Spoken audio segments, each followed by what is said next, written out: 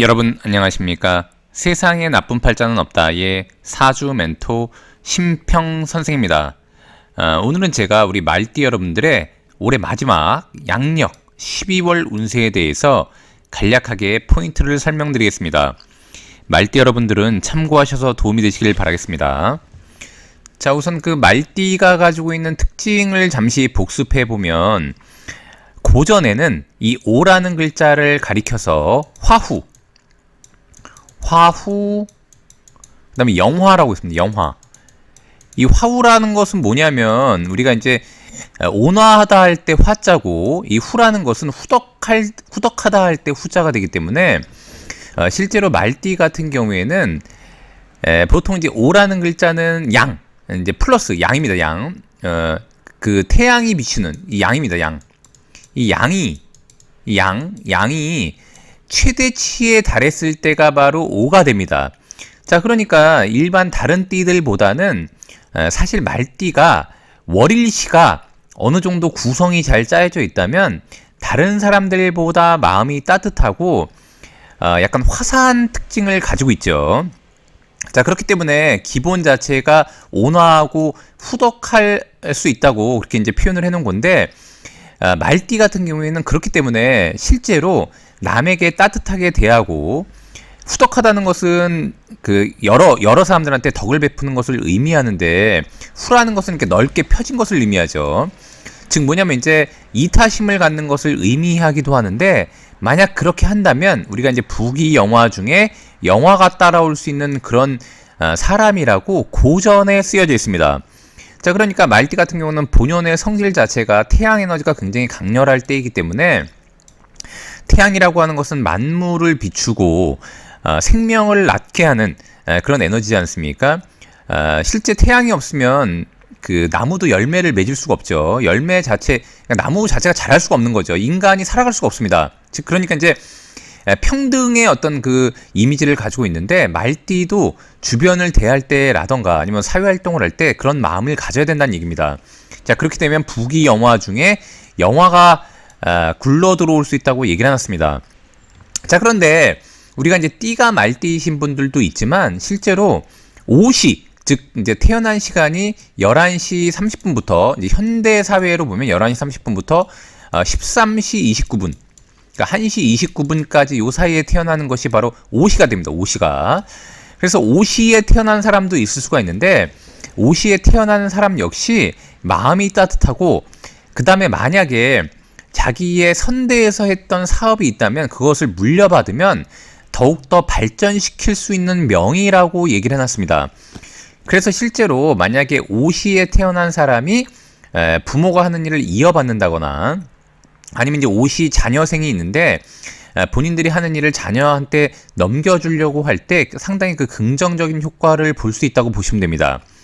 자, 그럼 말띠가 2024년 용의해를 본 것은 몇 가지 중요한 포인트가 있는데, 이 용이라고 하는 글자는 말띠한테는 하나의 전환점이 됩니다. 전환점. 호랑이 해와 토끼 해 같은 경우는 목의 계절입니다. 목의 계절. 물론 이 진이라는 글자도 목의 계절이긴 하지만 사실 진은 목에서 화로 변화시키는 것 중간에 중간자 역할, 실제로는 우리가 중토라고 하는데 이 중자를 씁니다. 가운데에서 뭔가 환절기와 같은 역할을 하는 것이 바로 이 진이라는 글자가 됩니다.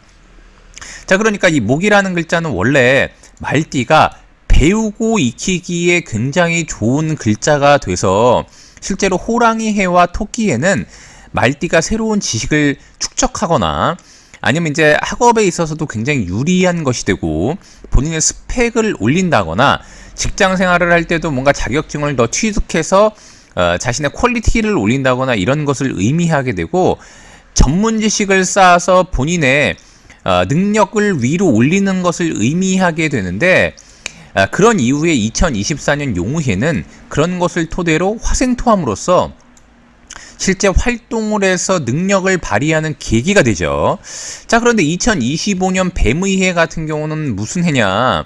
실제로 말띠와 같은 화의 해이기 때문에 말띠는 본인과 약간 다른 사람들을 규합하고 유대관계를 확장하고 세력을 넓히는 연이 됩니다.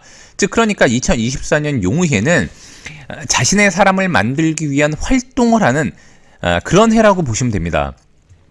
자, 그런데 다만 좀 주의해야 될 것은 뭐였냐면 이 진이라는 글자는 수를 지극히 약화시키는 역할을 하기 때문에 실제로 말띠가 조직 내에서라던가 아니면 이제 사회적인 명예적인 측면에서 자칫 잘못하면 구설이라던가 아니면 이제 주변 사람들과의 갈등이 유발할 수 있는 것을 의미하기도 하는데, 그것이 곧 여기 상관이라고 써 있는 것에 안 좋은 의미가 되기도 합니다. 또한 월살이라고 하는 것은 우리가 보통 고갈살이라고 하는데, 이 고초살, 고갈살 이렇게도 표현하는데, 어떤 것이 고갈되어 있냐면 수가 고갈되어 있기 때문에 그렇습니다. 즉 수라고 하는 것은 말띠한테는 명예를 의미하고 직급을 의미하기도 하는데, 말띠가 자신의 말을 너무 많이 하고 자신의 의견을 너무 표출하고 너무 경고망동하게 행동한다면 실제로 본인의 명예에 흠집이 나거나 아니면 이제 흔히 말하듯이 이제 승진하는데 누락될 수 있다는 것을 의미하죠. 다만 본인이 활동을 잘하고 자기가 배우고 익힌 것을 적절하게 활용한다면 내년부터 말띠한테는 재물을 얻을 수 있는 에너지를 모으는 그 첫 번째 연이 되기도 하고, 그 다음에 아까 말씀드렸던 것처럼 세력을 규합하고 본인의 사람들을 많이 만들 수 있는 그런 해가 되기도 한다는 것을 아셔야 됩니다. 자, 그래서 이 상관이라고 하는 것은 실제로 관을 상하게 한다라는 의미이기 때문에 명예를 취득한다거나 직급을 올리기에는 좀 불리한 글자로 보통 얘기하게 되는데, 이렇게 2024년 양력 12월이 되면 자라는 글자가 오면서 이 상관이라고 하는 글자가 자와 이런 식으로 합을 하게 됩니다. 원래는 안 좋은 글자였는데 자월을 만나게 돼서 자라는 에너지로 합하게 되면 오히려 말띠한테는 굉장한 직급의 상승, 명예의 상승을 올려주는 글자가 되기도 합니다. 자, 그래서 말띠가 이것을 감당할 만한 그릇이 안 되면은 그것이 곧 명기가 되는데, 이것은 본인을 압박하고, 여기 제살이라고 되어 있는데 원래 말이라고 하는 글자는 화를 의미한다고 제가 말씀드렸지 않습니까? 그런데 이 자라는 글자는 굉장히 강한 수를 의미해서 불을 끌려고 한단 말입니다. 그러니까 즉 자신이 압박을 받고 행동에 제약을 얻게 되는 게 바로 명기가 됩니다. 그런데 말띠가 본인의 그릇이 굉장히 왕성하고 아까 말씀드렸던 것처럼 2022년, 23년 본인의 스펙을 올리는데 굉장히 집중했다면 오히려 12월에 반전이 일어나서 직급이 올라가고 능력을 인정받는 그런 해가 돼서 내년부터 4년이 되면 이것은 곧 금이 점점 생겨나는 금의 생지가 되는데, 이 금이라고 하는 것은 말띠한테는 굉장한 재물적 역할을 하기 때문에 오히려 유리한 작용을 하게 되고, 사라는 것은 말띠한테는 다른 인물들을 의미하기도 하는데 다른 인물들을 매개로 해서 돈을 벌 수 있는 기회가 주어진다고 보시면 됩니다. 자, 오늘도 이렇게 우리 말띠 여러분들의 2024년 양력 12월 운세에 대해서 간략히 설명드려봤는데요. 여러분께 도움이 되셨길 바라고요. 여러분이 구독해 주시면 희망은 제가 드리겠습니다. 이상 세상에 나쁜 팔자는 없다의 사주 멘토 심평선생이었습니다. 감사합니다.